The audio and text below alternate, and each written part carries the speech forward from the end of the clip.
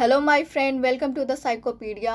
आज हम लोग स्टडी करेंगे फ्रॉइड के 5 स्टेजेस ऑफ साइकोसेक्सुअल डेवलपमेंट के बारे में। तो देखते हैं कि ये होता क्या है।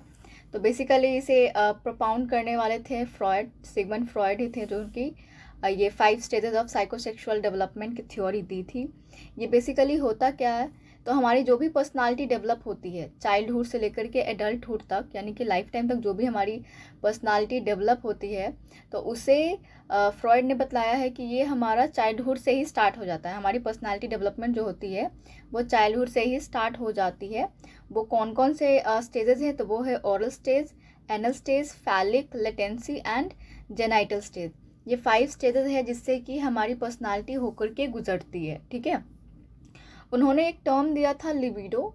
लिबिडो को उन्होंने टर्म दिया था कि जो भी हमारी जो डिफरेंट पार्ट ऑफ बॉडी है उससे ये डिफरेंट वे में कैसे एक्सप्रेस्ड होता है, यानी कि ओरल स्टेज में कैसे हमारा जो बॉडी पार्ट है उससे कैसे हमें सेक्सुअल एनर्जी की फीलिंग होती है। ठीक है, यहाँ पे सेक्सुअल एनर्जी का कतई मतलब नहीं है कि 2 पर्सन के बीच में सेक्सुअली इंटरकोर्स हो रहा है। ठीक है, ये उसका मतलब नहीं है, यानी कि जिससे हमें प्लेजरेबल फील होती है, ह्यूमन को जिससे फीलिंग होती है, जैसे कि ओरल स्टेज में, एनल में, फैलिक में, लेटेंसी में, जेनेटल में। तो ये बॉडी के किस पार्ट से उसे ज़्यादा प्लेजर फील होता है, ये उसको इंडिकेट करना चाह रहे हैं। ठीक है, तो उस सेंस में यहाँ पे ये लिबिडो को यूज़ किया है, लिबिडो टर्म को दिया है। तो इसमें जो फर्स्ट स्टेज देखते हैं जो कि ओरल स्टेज है, तो फर्स्ट देखते हैं ओरल स्टेज। ओरल स्टेज जो कि स्टार्ट होता है बर्थ टू 1 ईयर।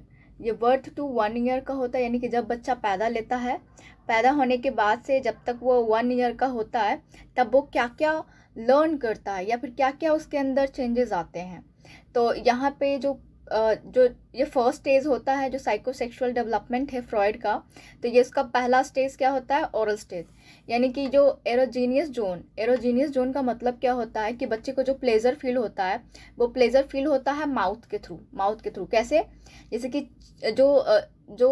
चबाना है। ठीक है, जैसे कि वो उंगली को शक करते रहते हैं, उसी को चबाते रहते हैं, ब्रेस्ट फीडिंग करते हैं अपनी मदर का, चीज़ों को निगलते हैं या फिर काटते हैं। ठीक है, तो यहाँ पे जो माउथ को बोला जाता है कि यहाँ पे एरोजीनियस जोन जो होता है वो माउथ, यानी कि लिबिडो यहाँ पे कहाँ फोकस होता है, वो माउथ जोन में फोकस होता है। अब यहीं पे देखते हैं कि ऐसे ऐसे जो भी स्टेजेस हैं तो कहीं ना कहीं फिक्सेशन होता है। फिक्सेशन का मतलब क्या होता है, फिक्सेशन मतलब होता है या तो वो चीज़ें सही से हो नहीं पाएगा, यानी कि अंडर ग्रेटिफाइड है, या तो ओवर ग्रेटिफाइड है, यानी कि या तो वो उसे ये सारे जो प्रोसेस, ये सारी जो चीज़ें हैं जैसे कि च्यू है, शकिंग है, ब्रेस्ट फीडिंग है, या तो कम हो गया है या तो बहुत ज़्यादा हुआ है। ठीक है, उसी को फिक्सेशन कहते हैं। तो इस स्टेज में क्या फिक्सेशन होता है, जो ओरल जो फिक्सेशन होता है वो 2 तरह का है, oral passive personality and oral aggressive personality. ठीक है, यहाँ पे पर्सनालिटी मिसिंग है तो पर्सनालिटी लिख देंगे। तो यहाँ पे ओरल अग्रेसिव पर्सनालिटी, तो यहाँ पे ओरल पैसिव पर्सनालिटी में क्या है, यहाँ पे है जो मोर ग्रेटिफाइड हो रहा है, क्या हो गया है, मोर ग्रेटिफिकेशन, यानी कि ये सब जो च्यू है, शकिंग है, ब्रेस्ट फीडिंग अगर ओवर हो गया, ठीक है, ज़्यादा हो गया, तो क्या होगा, जो चाइल्ड जो है जब एडल्टहुड में जाएगा तो वो ऑप्टिमिस्टिक हो जाएगा। ठीक है, चीज़ों को लेकर के ज़्यादा पॉजिटिव चीज़ों को जा करके देखेगा, दूसरे पे वो ट्रस्ट करेगा, दूसरे पे वो डिपेंड रहेगा। ठीक है, इस तरीके का वो नेचर दिखलाता है, पर्सनालिटी दिखलाता है। ओरल अग्रेसिव पर्सनालिटी में क्या हो जाएगा, यहाँ पे ओरल अग्रेसिव पर्सनालिटी में जो है, अग्रेसिव है तो समझ ही सकते हैं कि दूसरे को क्या करेगा, दबाने की कोशिश करेगा। डोमिनेंस का मतलब भी होता है दूसरे को दबाना। ठीक है, अपनी नीड के लिए, अपनी ज़रूरतों के लिए सैडिस्टिक एक्टिविटी करेगा। सैडिस्टिक का मतलब क्या होता है, ऐसी हरकतें करना, ऐसी एक्टिविटी करना जिससे कि दूसरे को दुखी फील करे। ठीक है, और दूसरे को दुखी देख करके खुद में बहुत मज़ा फील करना। ठीक है, दूसरे को, कुछ लोग होते हैं ना जो दूसरे को तकलीफ में देख करके खुद बहुत खुश हो जाते हैं, तो ठीक है, वो सैडिस्टिक एक्टिविटी करते हैं, वो पेसिमिस्टिक होते हैं। पेसिमिस्टिक होते हैं यानी कि ये जो था ओरल पैसिव पर्सनालिटी में अपोजिट था, तो ये बिल्कुल उसके अपोजिट होगा। ठीक है, ये पेसिमिस्टिक हो जाते हैं, यानी कि निराशावादी कहते हैं। ऐसे मेनली क्या क्या होते हैं, जब एडल्ट हो जाते हैं तो वो स्मोकिंग करते हैं। ठीक है, एडल्ट में पर्सनालिटी, ये तो जब वो एडल्ट हो जाते हैं तो स्मोकिंग करते हैं, जब कॉन्फ्लिक्ट होता है तो, ठीक है, प्रॉब्लम से दूर जाने के लिए वो स्मोकिंग करते हैं, नेल बाइट करते हैं, फिंगर च्यू करते हैं, थंब शक करते हैं, ठीक है, जब वो स्ट्रेस में होते हैं तो। अब नेक्स्ट स्टेज देखते हैं। नेक्स्ट स्टेज जो है वो है एनल स्टेज। तो एनल स्टेज में देखते हैं कि इसमें क्या क्या होता है। तो एनल स्टेज जो कि सेकेंड स्टेज इसको कहते हैं, ये सेकेंड स्टेज होता है साइकोसेक्सुअल डेवलपमेंट का। ये स्टार्ट होता है 1 to 3 ईयर तक के बीच का ये होता है स्टेज।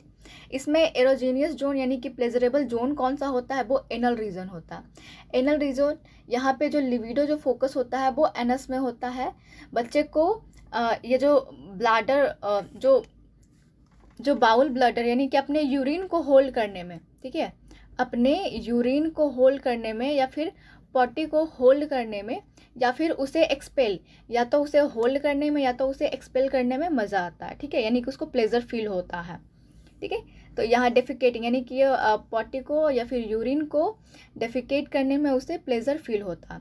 तो यहाँ पे प्लेजरेबल रीजन कौन सा है, प्लेजरेबल एरिया कौन सा है, यानी कि लिबिडो कहाँ फोकस होता है, तो वो होता है एनल रीजन में, ठीक है।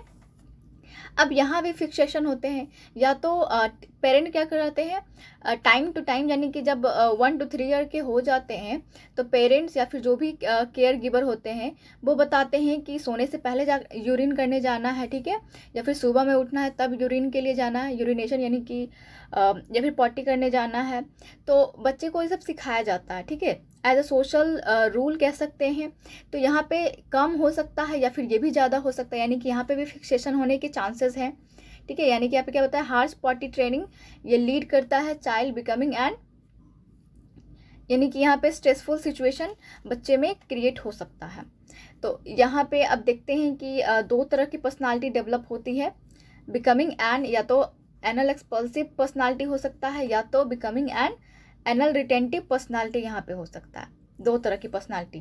तो एनल एक्सपल्सिव यहाँ पे क्या होता है, वो मेसी, बच्चे यहाँ पे क्या करेंगे, चीज़ों को बिल्कुल कहते हैं ना कि पूरे घर को बिखेर दिया, बच्चे को ढेर सारा खिलौना दिया, बच्चे ने पूरे खिलौने को बिखेर दिया।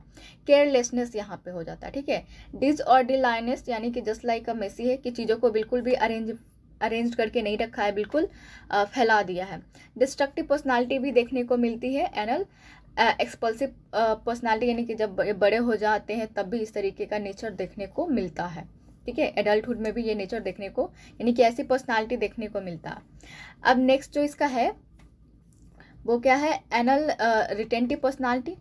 एनल रिटेंटिव पर्सनालिटी में क्या होता है कि ये माइजर होते हैं, स्टबर्न होते हैं, यानी कि जिद्दी होते हैं, कंजूस होते हैं, थोड़े पंक्चुअल होते हैं अपने टाइम को लेकर के, और अपने वर्क में भी वो ऑर्डरलीनेस दिखाते हैं, ठीक है, यानी कि चीज़ों को सही जगह पे रखना, ये सब चीज़ें वो दिखाते हैं एनल रिटेंटिव पर्सनालिटी जब इस तरीके का हो जाता है तो, ठीक है। यहाँ पे कॉन्फ्लिक्ट क्या होता है, कॉन्फ्लिक्ट यही तभी होता है जब उन्हें पॉटी ट्रेनिंग करवाया जाता है, तब जा कर के तभी उसी टाइम में उसे कॉन्फ्लिक्ट होता है, ठीक है। अब नेक्स्ट देखते हैं, नेक्स्ट है फैलिक स्टेज। फैलिक स्टेज जो कि ये 3rd स्टेज होता है। इस स्टेज में ये स्टेज स्टार्ट होता है 3 to 6 ईयर में, ठीक है, यानी कि 3 ईयर में ये स्टार्ट होता है और 6 ईयर तक चलता है, ये फैलिक स्टेज होता है। इसमें एरोजीनियस जोन क्या है, यानी कि प्लेजरेबल जोन होता है जेनाइटल, ठीक है। मेल का पार्ट जो जेनाइटल पार्ट होता है उसको पेनिस कहते हैं, और फीमेल का जो जेनाइटल पार्ट होता है उसे वेजाइना कहते हैं, ठीक है। तो यहाँ पे जो 3 to 6 ईयर के जो बच्चे होते हैं ना, तो उसका जो एरोजीनियस जोन जो होता है वो उनका जेनाइटल ही होता है। यहाँ पे कुछ टर्म्स देखेंगे हम लोग। ओडिपस कॉम्प्लेक्स जो कि बॉय में देखने को मिलता है। ये होता क्या है ओडिपस कॉम्प्लेक्स? ओडिपस कॉम्प्लेक्स में ये देखने को मिलता है कि जो मेल होता है, यानी कि जो बॉय होता है ना, वो अपनी मदर की तरफ ज़्यादा अट्रैक्ट होता है, ठीक है। ये अपनी मदर की तरफ ज़्यादा अट्रैक्ट होता है, और साथ ही साथ इसे ये भी डर लगता है कि इसका जो फादर है, ठीक है, ये फादर से एक तरह के जेलस की फीलिंग रखता है, और ये फादर ये सोचता है कि इसके जो फादर जो है ना वो इनके पेनिस को काट देगा, ठीक है, काट करके हटा देगा। तो इस तरीके से इसे एंजाइटी होती है एक तरह के, और इस एंजाइटी का नाम है कैस्ट्रेशन एंजाइटी। ये टर्म भी याद करेंगे, अंडरलाइन कर लेते हैं, ठीक है। हाँ, तो इसे कैस्ट्रेशन एंजाइटी कहते हैं, यानी कि ओडिपस कॉम्प्लेक्स देखिए बॉय में होता है और इसको ये फील होता है कि ये मदर की तरफ ज़्यादा अट्रैक्टेड रहता है, मदर का ज़्यादा लव और अफेक्शन पाना चाहता है, और साथ ही साथ इसे फील होता है कि मेरे फादर जो है वो मेरा पेनिस को काट करके हटा देंगे, इसलिए जो एंजाइटी होती है उसको कैस्ट्रेशन एंजाइटी नाम देते हैं। ठीक है, अब इसके अपोजिट क्या है, फीमेल में क्या है, यानी कि जो गर्ल में क्या होता है, गर्ल में इलेक्ट्रा कॉम्प्लेक्स होता है। इलेक्ट्रा कॉम्प्लेक्स जस्ट अपोजिट, यानी कि ये गर्ल है तो इसको अपनी मदर की तरफ कम और फादर की तरफ अट्रैक्शन यहाँ पे ज़्यादा हो, यानी कि फादर का लव अफेक्शन इसको ज़्यादा चाहिए होता है। प्लस इसको पेनिस एनवी होती है। पेनिस एनवी इसको क्यों बोलते हैं, ये सोचती है कि जो मेरा जो जेनाइटल है, यानी कि जो मेरा वेजाइना जो है, ये जो है ना वो इसकी मदर जो है इससे हटा लेगी। ठीक है, या फिर ये भी सोचती है कि मेरा जो जेनाइटल जो है ना वो मेरे ब्रदर की तरह क्यों नहीं है, ठीक है, एक मेल की तरह क्यों नहीं है, तो इसीलिए इसे पेनिस एनवी नाम दिया गया है। यानी कि इसे ये फील होता है कि मुझे ये पार्ट जो है ना वो पेनिस क्यों नहीं है, क्योंकि मेरी मदर ने इसको हटा दिया है, वो ये सोचती है। ठीक है, इसीलिए इसको जो एंजाइटी होती है, तो यानी कि बॉय में एंजाइटी होती है तो उसको कैस्ट्रेशन एंजाइटी कहते हैं, और इसे जो होती है गर्ल को जो होती है उसे पेनिस एनवी कहते हैं। अब देखते हैं इसमें भी फिक्सेशन होता है, इस स्टेज में भी, यानी कि जो फैलिक जो स्टेज है उस स्टेज में भी फिक्सेशन होता है। तो फिक्सेशन यहाँ पे होता है, तो इसमें कि बॉय जो फिक्सेट होते हैं तो इसमें दिखाते हैं कि बॉय जो होते हैं ना बोस्टफुलनेस, यानी कि बहुत डिंगे हाँकते हैं, अपनी बहुत तारीफें करते हैं।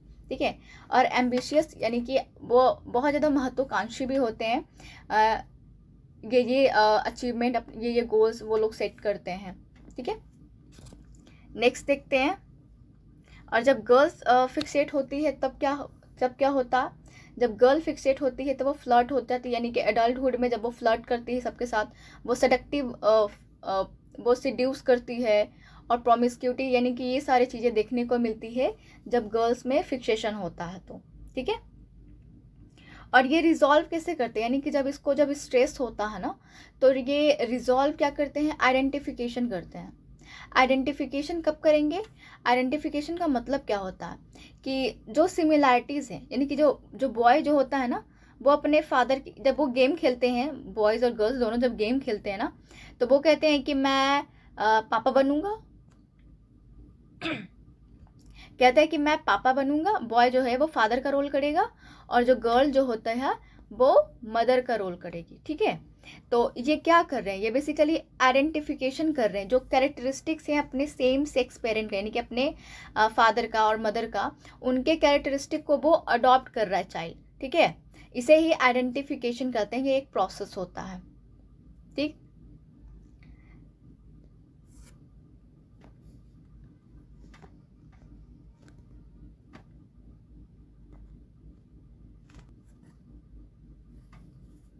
तो इस तरीके से देखते हैं जो मेल जेंडर रोल कौन करता है, वो बॉय मेल जेंडर रोल करता है, जो गर्ल करती है वो मदर जेंडर रोल का वो इसका रोल करती है, मदर का रोल करती है, और बॉय जो होता है वो फादर का रोल करता है। ठीक है, नेक्स्ट जो देखते हैं हम लोग लेटेंसी स्टेज, जो कि 4th स्टेज है साइकोसेक्सुअल डेवलपमेंट का। इस स्टेज में होता क्या है, लेटेंसी, जैसे कि नाम से ही समझ में आ रहा है, यहाँ पे जो लिविडो होता है, ठीक है, जो लिविडो होता है ना वो इनएक्टिव हो जाती है, लेटेंट हो जाता है, गायब हो जाता है, हिडन हो जाता है, छुप जाता है। ये स्टार्ट कब होता है, ये स्टेज ये 6 ईयर से स्टार्ट होता है और प्यूबर्टी तक रहता है। प्यूबर्टी का एज क्या होता है, ये बेसिकली 12 से लेकर के 13। ठीक है, यानी बॉयज़ में और गर्ल्स में डिफरेंस होता है प्यूबर्टी का एज को लेकर के, इसीलिए ये बट हार्डली 13 तक रखते हैं। ठीक है, जो प्यूबर्टी का एज है वो 13 रखते हैं, यहाँ तक ये लेटेंसी स्टेज रहता है। ठीक है, ये 4th स्टेज है। यहाँ पे एरोजीनियस जोन क्या होता है, यहाँ पे सेक्सुअल फीलिंग, यानी कि जो भी लिविडो जो था वो बिल्कुल इनएक्टिव हो जाता है, एक्टिव नहीं रहता है, वो डॉर्मेंट कर जाता है। ठीक है, वो कुछ टाइम तक के लिए सो जाता है। ठीक है, वो बंद हो जाता है, सुसुप्त जिसको कहते हैं। तो यहाँ पे चाइल्ड जो रिप्रेस करता है, यहाँ पे चाइल्ड रिप्रेस करता है जो भी सेक्सुअल इंटरेस्ट जो होता है, जैसे कि ओरल में दिखा रहा था या फिर एनल में दिखा रहा था या फिर फैलिक में दिखा रहा था, यहाँ पे क्या हो जाता है, बिल्कुल रिप्रेस हो जाता है। रिप्रेस यानी कि दब जाता है, ठीक है, वो बिल्कुल नहीं दिखता।